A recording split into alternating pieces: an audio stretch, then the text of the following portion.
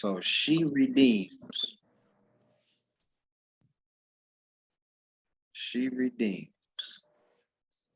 Womb of man. Let these visuals sink in for the future audience.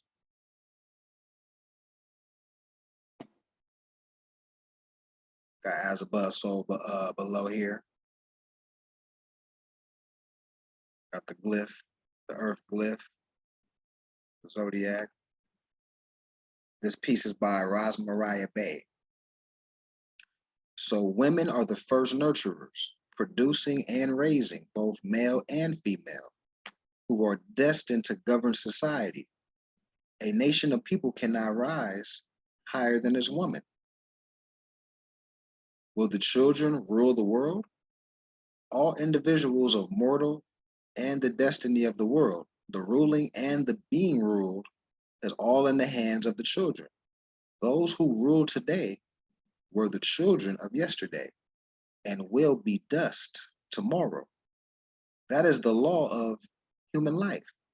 It means that a mother is the holiest thing alive, that history is made in the nursery, that the bringing up of the children is the noblest, the purest, and the most necessary work in the world, and the most difficult, just because the human being is so wonderful and complicated in the nature of his mind and his body.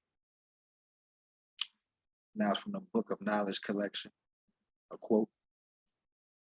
So I recognized through observance and experience that this would be a good time to write a booklet based on the responsibilities of woman, both spiritual and physical, in connection with the raising of children, particularly male children in the Western Hemisphere. The true and proper governing of men and women begins with the raising of children, as this is where governing of self and others is taught. Too often, women complain about men, yet they do not take into consideration that men are raised and influenced by women. Often, they fail to see that the condition of the man is a direct result of and reflects the condition of the woman and her determinations of how societies are run, as she is the major influence. Think about this.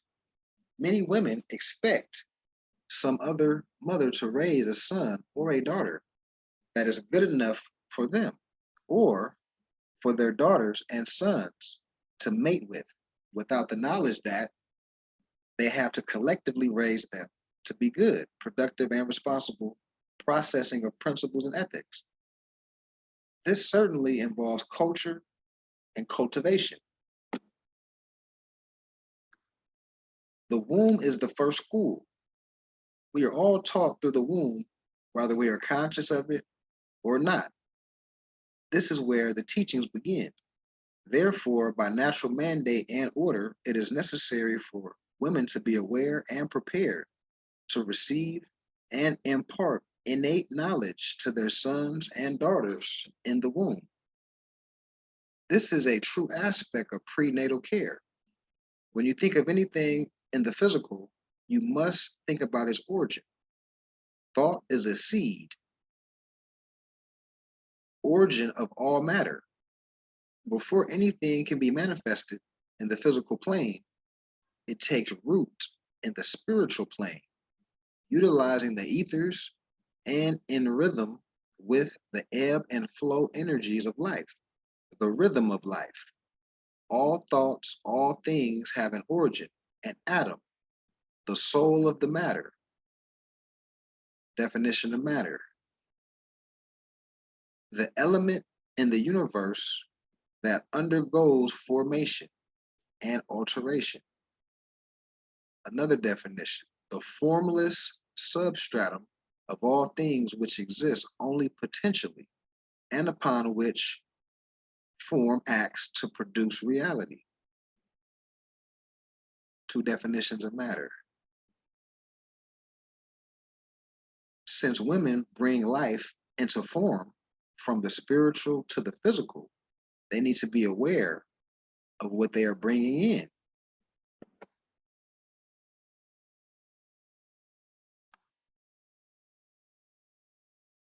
So women are bringing in souls from a different dimension, and they're the portal to the physical realm. Islam Pax, happy holy day. Islam. Happy holiday, everybody. Islam. Islam. Bringing in the souls. Souls are the seeds of the cosmic mother. In order for a soul to enter the physical plane, it must take on a physical form, matter. That form is the body, which is built in the womb in the course of 9 months, from conception of birth, conception to birth. The body, physical form, is the temple of the soul of man, Solomon's temple. Solomon's temple is not spooky or mysterious, nor is it possessed of dogmatic pseudo religion. However, due to a great lack of general knowledge, many have believed it is. From now on, when you hear Solomon's temple, know that it refers to your physical body, which houses the soul. When a woman is pregnant, her stomach, by way of the stretching of the uteral muscle, creates a perfect arch or arc. This is the ark of the covenant. The covenant is the agreement to bring the souls into the physical form. So the covenant is the agreement to bring the souls into physical form. The pregnant woman's stomach is the ark of the covenant. The covenant is the agreement to bring souls into the physical form. Women have an awesome responsibility. When you hear talk of the grand architect that built Solomon's temple in the darkness with no tools and no hammer, no sound, you now know, if you didn't know before, that they are speaking of you, made and born of your mother, the grand architect. Loss of this simple knowledge is the result of an intervention or diversion visited upon the woman. This intervention and diversion happened on the surface, but created an altering of the mind on a deep unconscious level, which caused women, for the most part, to disconnect with their innate responsibilities, which are in harmony with nature, i.e., the development of beings. This is an obvious function for women, and only women, to recreate or reproduce herself. Only she does that, no one else, nothing else. She is the womb of the universe. All beings come to life through the womb, just as Yeshua did. The intervention, diversion goes way back in history, and it repeats itself as it is perpetual. It will keep repeating itself unless and until we break the chain. As a result of the diversion or intervention, she became a victim of herself, lost in her own duties and expecting of someone else, her sons, to do her job. She forgot that she was the matriarch and began looking outside of herself for God, wherein she adopted idol God worship. Render unto Caesar that which is Caesar's, meaning to give the idol God worship of the Romans, Europeans, back to them. What happened to the matriarch? The universe always has been and always will be matriarchal by nature. We were forced into patriarchal dogmatic society as a destructive product of the intervention, diversion of the Crusades. The forceful purpose of the Crusades was to destroy the matriarch and to produce a patriarchal system, which this patriarchal system, which took not too many generations to fulfill. They created, without a doubt, Christianity out of the political order of Christendom and forced belief system. out of which you have a people tagged as believers, the believers. Anytime you hear that language, oh, the believers, they're part of this system, this crusade system. Although belief is necessary to teach the initiates or children, it is also very necessary that one graduates into knowledge or knowing. And knowledge and knowing, the synonym for those two words are Gnostic. Gnostic. The patriarchal system is out of order with nature and does not possess logic or common sense. Because it is out of order, it cannot and will not stand. This is why you are witnessing the fall of any and all institutions that support it or are supported by it. What you are witnessing is the fall of an unnatural order and the delusion of untruths. The truth and facts are colliding with belief and falsehood. With the advent or arrival of a false belief system, suddenly matter appeared to be without order. In fact, if you look up the word matter under the Christian Science definition, which is found in the dictionary, it reads as follows: matter, the illusion that the objects perceived by the physical senses have reality of substance. The intervention and diversions of the matriarchal society started long ago, as far back as the Punic Wars, wars of the Phoenicians, which merged into the Christian Crusades, the Battle of Tours or Poitiers, one of the most decisive world wars with Charles Martel or Charles the Hammer. He led the Crusades. This led eventually to the Battle of Lake Michigan. So the Punic Wars were in Lake Michigan, one of the Punic Wars, one of the later ones. So we're talking about American wars between Moors and Romans, Romanized mind people. So that took place in America. It wasn't just somewhere over there somewhere. So the Battle of Lake Michigan and the Spanish-American War fought on North American soil. Then there was a French Revolution, which inspired the American Revolution. And out of the American Revolution came the Daughters of the American Revolution, or DAR, which today is a female Masonic fraternal order. But now you see the historical origin of that order. The DAR taught their sons from the womb to have a psychological superior position over your sons, over the world for that matter. Those daughters, mothers of the American Revolution, revolted against the society, as it were, and made sure their sons were taught in the womb and came out of the womb with the authoritative demeanor. Those sons founded the Ku Klux Klan, Knights of Columbus, the various Masonic orders, i.e., Tall Cedars of Lebanon, Shriners, etc. Tall Cedars of Lebanon, that's great. They take all these Moorish titles. Lastly, there was the Civil War, one of the final nails in the coffin of the matriarchal society or of natural living and natural people. Continued destruction of the matriarch. Further destruction of the psyche of the matriarch mother was when she witnessed the mutilation and murder of her babies, her sons, daughters, and her men.